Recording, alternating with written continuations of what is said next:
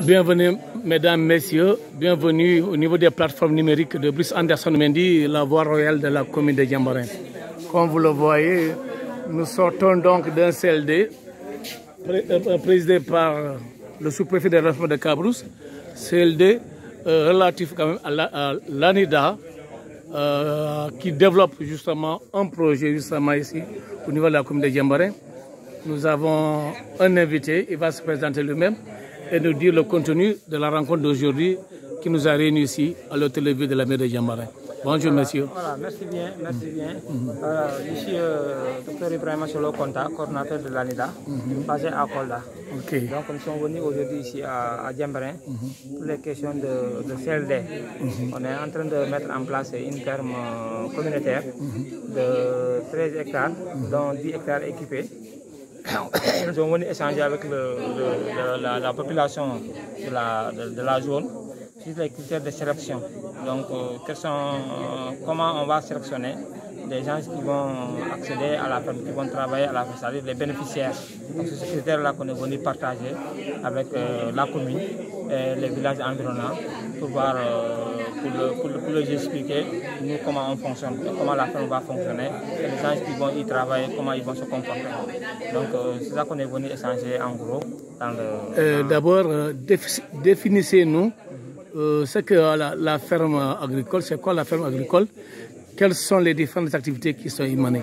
Donc une ferme agricole, c'est une ferme à vocation agricole. C'est-à-dire il y aura le maraîchage et les autres cultures. Donc, mais c'est des fermes qui sont clôturées, adossées à un forage. C'est pourquoi on l'appelle ferme. Donc l'activité est pérenne. Okay. Il n'y a pas de saison de pluie, il n'y a pas de saison sèche. Donc l'activité est pérenne toute l'année. C'est pourquoi on l'appelle ferme. Et il est clôturé, il est sécurisé. C'est pourquoi on l'appelle ferme, parce qu'il est fermé. Il est fermé. Voilà. Et... Donc les activités qui vont être déroulées, ce sera en contre-saison. C'est-à-dire en saison sèche, ce sera le maraîchage. Mais en saison hivernale, ce sera les grandes cultures. C'est-à-dire... voilà, c'est intéressant les grandes cultures parce que certainement le site c'est dans les blocs rizicoles de Diembaren, c'est des rizières. Donc cela veut dire que les rizières ne sont pas du tout colonisées pour toujours. Il y a un moment où les propriétaires de ces rizières pourraient s'adonner à l'activité rizicole, à la culture de riz pendant l'hivernage. Et maintenant, le côté maraîcher intervient après hivernage, n'est-ce pas? Voilà, c'est ça. Maintenant, qui va exploiter ces permettre-là pendant l'hivernage pour le riz? Non, pendant l'hivernage, ce sont les bénéficiaires qui vont être recrutés, les bénéficiaires qui vont être sélectionnés, qui vont être sélectionnés dans la ferme. C'est ceux-là qui vont dérouler les activités. Si pendant l'hivernage, ils veulent faire le riz, donc ils ont vraiment la libre attitude de le faire. De faire le riz. Donc ce ne serait plus les anciens propriétaires coutumiers du site qui vont faire le riz, mais désormais les bénéficiaires, ceux qui exploitent les blocs maraîchers. Les anciens propriétaires fonciers de ce site-là qui vont être parmi les membres, qui vont être parmi les bénéficiaires. Donc, ensemble, ils vont dérouler les activités rizicoles pendant l'hivernage.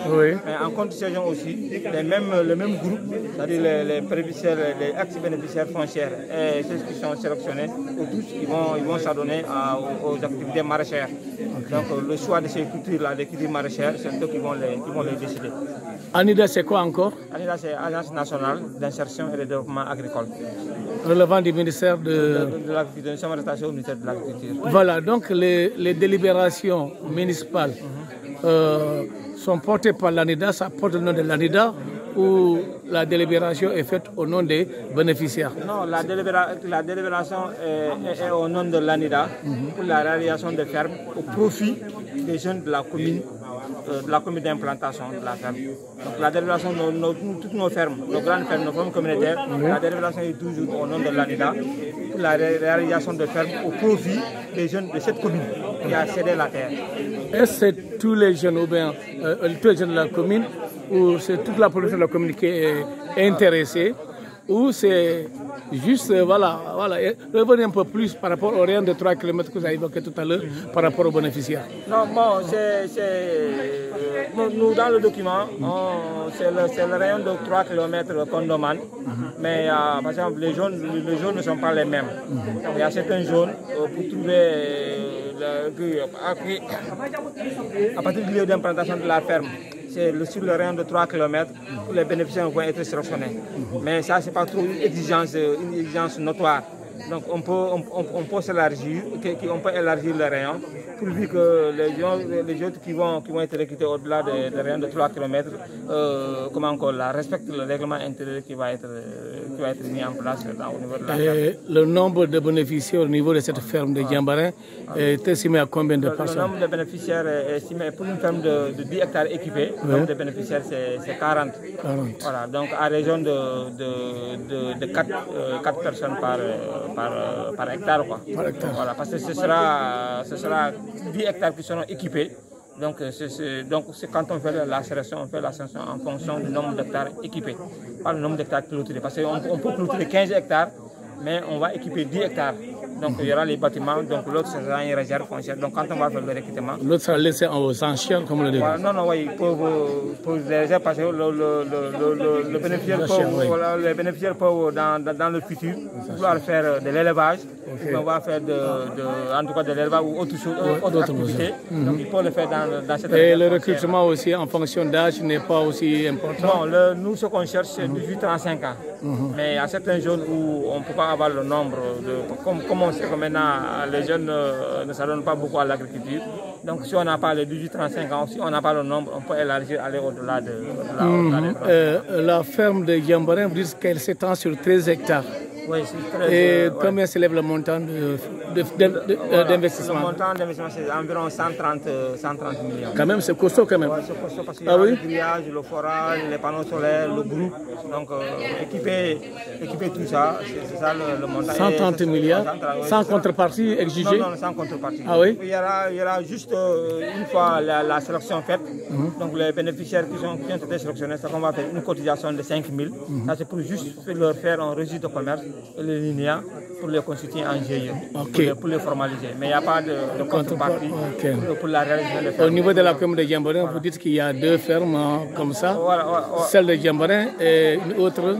Non, dans la commune de Diambarin, à part la ferme communautaire, nous avons aussi d'autres fermes, d'autres fermes Natangé, mais ça c'est des fermes individuelles. Ah, des fermes individuelles. Mais la ferme communautaire, il y a une seule ferme. Il y a des fermes individuelles qui sont là entre Diambarin et... Qui sont Natangé. Voilà, Natangé familial. Et Warui aussi. Non, le Warui, il n'y a pas ça. Pouvez-vous revenir brièvement sur ces formes de fermes individuelles, Natangé et Warui? Voilà, les fermes individuelles, là c'est la personne, c'est le bénéficiaire qui émet la demande, de réalisation de ferme.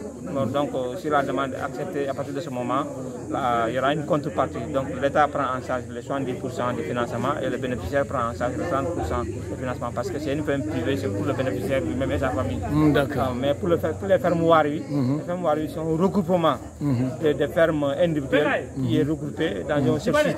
Là aussi c'est la commune qui fait la demande. La commune qui fait la demande et on réalise les fermes et on réalise les différentes fermes Natangé et les différentes fermes individuelles, mais si au même site, chacun va travailler dans son périmètre. D'accord. C'est ça, Revenons donc, on va revenir pour terminer avec la ferme de Diambarin. On est à quel niveau d'évolution dans sa phase de réalisation? La phase de réalisation, le forage a été déjà fait, la clôture est faite. Ah oui? Il reste le réseau d'irrigation et l'installation des panneaux solaires. La ferme là pourra prendre plus de 40 panneaux solaires. Ah oui? C'est des pompes très puissantes de 18 kg. Donc, ça va prendre donc il y aura le groupe électrogène, il y aura aussi les panneaux solaires. Donc c'est pour diminuer un peu le coût du carburant.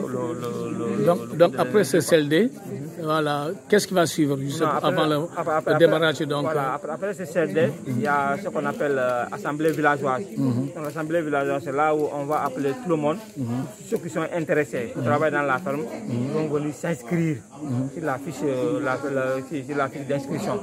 Donc ils vont venir s'inscrire, mais avant cette inscription, le préfet, le sous-préfet de l'arrondissement va faire un arrêté du comité de sélection. Donc c'est le sous-préfet qui va diriger le comité de sélection, donc c'est lui-même qui va être le président de ce comité-là. Le comité-là, il y aura les membres c'est les chefs de village, les maires, les présidents d'associations, femmes, jeunes, ainsi de suite. Donc nous, en EDA, on est juste secrétaire. Donc une fois cela fait, donc il y aura les autres étapes, c'est l'assemblée villageoise d'inscription. Donc une fois l'assemblée villageoise d'inscription, nous ceux qui sont inscrits, on va amener le document, on va le traiter. Après on va revenir encore pour faire la sélection. Donc une fois la sélection faite, après on revient encore pour faire la restitution. Donc la restitution, c'est donner les noms, c'est-à-dire ceux qui ont été inscrits, ceux qui ont été sélectionnés. Donc on donne la liste de ceux qui ont été sélectionnés. Puis il y aura aussi la dernière qui est l'assemblée constitutive. Donc on va les diriger en GIE. Donc ils vont se concerter et nommer un président. Il y aura un bureau en quelque sorte. Le bureau, il y aura le président, le trésorier, le commissaire au compte et tout ça. Donc ils seront formalisés. Le registre de commerce, les NINEA, ils vont avoir leur compte. C'est pourquoi la contribution, c'est juste les 5 000.